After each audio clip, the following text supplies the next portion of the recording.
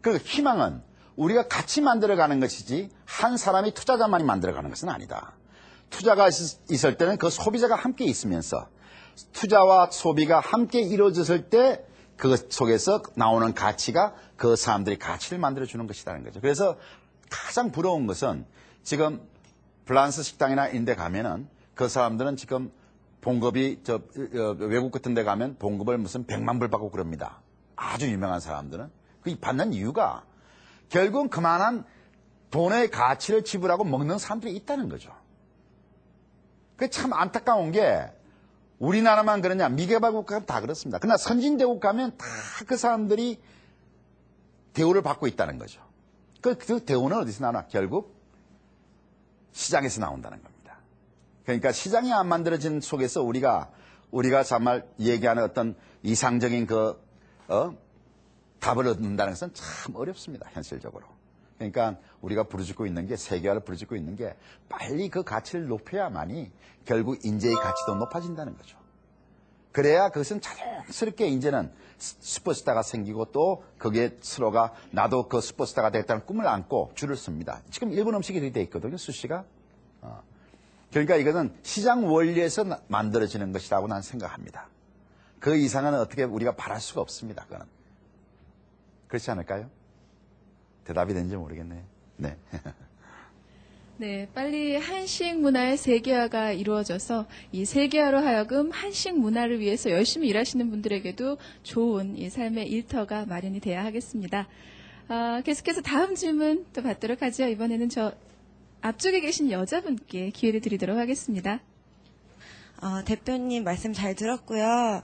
제가 궁금했던 점이 있는데 아까 전에 한식의 세계화를 위해서 한식의 세분화를 해야 된다고 하셨는데 거기서 이제 최고급 레스토랑, 대중 레스토랑, 패스트푸드점을 이렇게 세분화하신다고 하셨잖아요.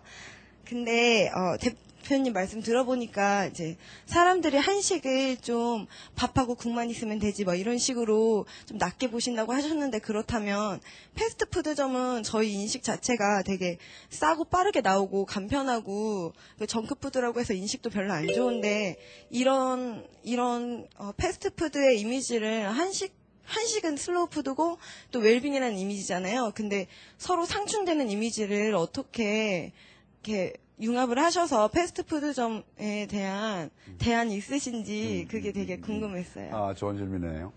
지금 말씀이죠. 여러분들이 상충된다고 그러는데 절대 상충되지는 않습니다. 우리에게 제일 지금 좋은 것이 뭐냐면 젓갈류인데 이 젓갈류가 앞으로 이 세계화될 수 있는 양념입니다. 사실은. 그러니까 이게 슬로우 푸드거든요. 그 다음에 그것을 가지고 어떤 자재와 우리가 연결시키냐거든, 결국. 그러니까 고급 재료를 연결시키면 아주 한 레스토랑이 될 텐데. 자, 한 가지 예를 들어서 우리가 지금 여러분들 우동 많이 먹죠, 국수들.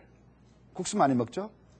국수를 갖다가 우리도 어떤 의미에서는 패스트푸드로 가려면 우리가 가장 간단하게 양념을 쓴다는 것은 뭐 우리의 젓갈류를 가장 쓸 수 있습니다. 그리고 젓갈류로 만든 어떤 우리의 산나물도 요리로 만들 수 있습니다. 지금 앞으로. 그리고 우리가 여러분들 생각하는 전병 있죠, 전병.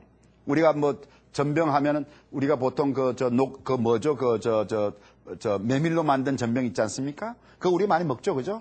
그 메밀 전병을 가지고 사실은 우리가 밥을 볶든지 김치볶음을 하든지 앞으로 무슨 불고기를 넣든지 무슨 음식을 수없이 다양하게 해가지고 또 돼지고기를 또 우리가 만약에 새우젓으로 볶든지 그래가 전병 문화를 가지고서 우리도 엄청나게 사실 여러분들 멕시코 음식 전부 다 싸먹는 거 아닙니까? 그런 음식 만들 수 있는 겁니다, 우리가. 그러니까 우리가 어떻게 이것을 요리를 갖다가 연구해 내느냐가 관건이고 그것을 어떻게 시장에서 이것을 갖다가 우리가 만들어 가느냐가 우리가 세계화시킬 수 있는 길이 거기에 있는 겁니다. 여러분들이 지금 상상을 갖다가 상상의 날을 펴야 됩니다. 그냥 우리가 생각하는 음식만 가지고는 안 됩니다. 그럼 외국인들이 먹는 음식을 우리가 한번 생각하면서 우리 머릿속에서 자꾸 이 상상을 해야 됩니다. 그러면 그것이 안 될 리가 있습니까? 다 됩니다. 그리고 우리 또 불고기 같은 건 덮밥을 갖다 밥을 가지고 덮밥을 불고기 덮밥도 할 수 있고 우리가 또 무슨 야채볶음 덮밥도 할 수 있고 우리 여러 가지 산나물 덮밥도 할 수 있고 뭐 여러 가지 할 수 있습니다. 다만 우리가 안 먹어본 거기 때문에 어느 누구가 그걸 못 만들고 있다는 거죠. 근데 우리가 지금 웰빙이라는 게 뭡니까? 우리가 지금 웰빙이라는 것은 결국 우리가 어떻게 되죠? 지금 우리가 700고지 아닙니까? 700고지 있는 산이 600고지 이상이 지금 70%입니다, 우리나라에. 그러면 그런 것들을 처음 다 개간할 수 있는 땅들이 있다는 거죠. 그럼 그것들이 앞으로 만약에 우리가 요리가 되면, 우리 나물이 요리가 되면 세계로 나가는 엄청난 수출품이 될 수 있습니다, 그것도. 그러니까 그런 속에서 우리가 지금이라도 조그마한 거지만 그것을 만들어 갈 수 있다면 무궁무진한 길이 있습니다. 다만 우리가 생각을 못하고 있을 뿐이죠. 그리고 그것을 하면 저거 한식 아닌데 하는 그런 생각을 하고 있기 때문에 우리가 우리를 발목을 잡고 있다는 거지. 그러니까 거기는 엄청난 무궁무진한 길이 있습니다. 우리한테는. 그렇지 않을까요? 네. 대답이 되는지 모르겠습니다. 네. 네, 한식에 대한 세계화 쉽고도 어려운 길 같은데요. 우선은 한식에 대한 고정관념이 가장 큰 문제인 것 같습니다. 고정관념을 탈피해서 창조적인 가치 있는 한식 문화를 만들어가야 되는 것이 좋을 것 같습니다. 계속해서 다음 질문 받도록 하죠. 이번엔 저 뒤쪽에 계신 남학생분께 기회를 드리겠습니다. 만약 한식을 패스트푸드처럼 해서 편안한 음식으로 만들고 싶다면은 그 음식을 만드는 사람이 한식의 정통한 요리사인지 아니면 서구인 입맛을 잘 알고 있는 서구에서 활동했던 요리사인지 궁금하고요. 또 첫째, 먼저 대답을 합시다. 중요한 건 뭐냐면 우리의 음식은 우리의 입맛을 우리가 알리는 게 중요합니다. 만약에 우리가 서구의 입맛을 만들어버리면 우리의 음식이 안 됩니다.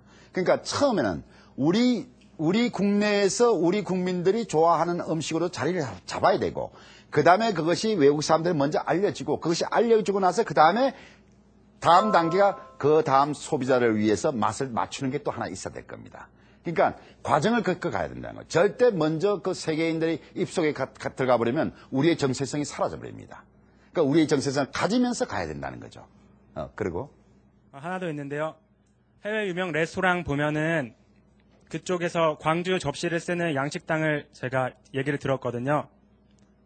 그래서 음식 말고도 이렇게 그릇이나 또 다른 문화를 갖고, 왜냐하면은 음식은 결국에 문화의 총체이기 때문에 음식 말고도 그 외쪽으로 우리가 또 한식의 세계화를 위해 노력할 수 있는 부분이 뭐가 있을지 궁금합니다. 예를 들면은 접시나 또 예를 들어서 그거에 맞는 역사를 설명하듯이 음식 말고도 또 그런 부분이 있으면 어떤 게 있고 우리가 어떤 식으로 해나갈지 궁금합니다. 그런데 음식을 제외하고 다른 문화가 따로 나가는 것은 굉장히 위험합니다. 왜냐하면 도자기는 어느 나라는 다 만들 수 있습니다. 그리고 그 나라만의 어떤 스타일이 다 있습니다. 그렇기 때문에